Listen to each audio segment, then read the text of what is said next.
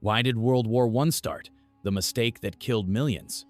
Why did a war that should have never happened end up killing millions, toppling empires, and changing the world forever? It all began with a mistake. One wrong turn, one assassin waiting in the shadows, one gunshot. The shot that ignited a firestorm.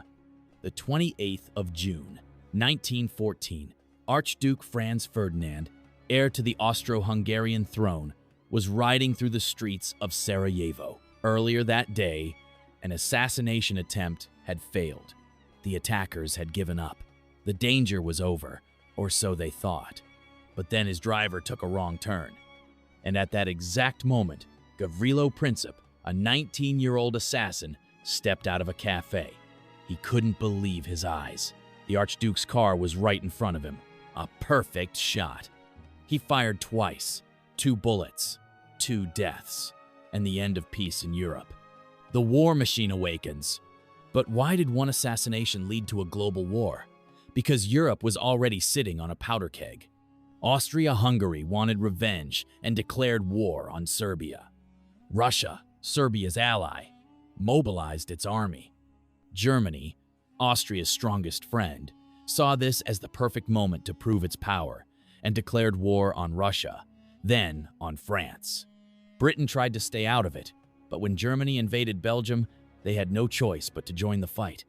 In just 1 month, the world was at war. Could this war have been avoided?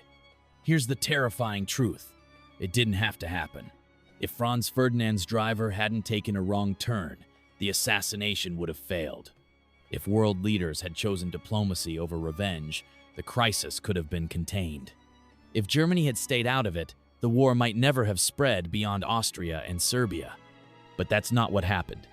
Instead, soldiers marched off, thinking they'd be home by Christmas. Instead, they spent 4 years in muddy trenches, watching their friends die. Instead, the world was torn apart. By the time it ended in 1918, over 16 million people were dead. Empires had collapsed. And worst of all, the war to end all wars only set the stage for an even bigger one. So now, we ask you, was World War I an unstoppable disaster? Or was it a series of mistakes that could have been prevented?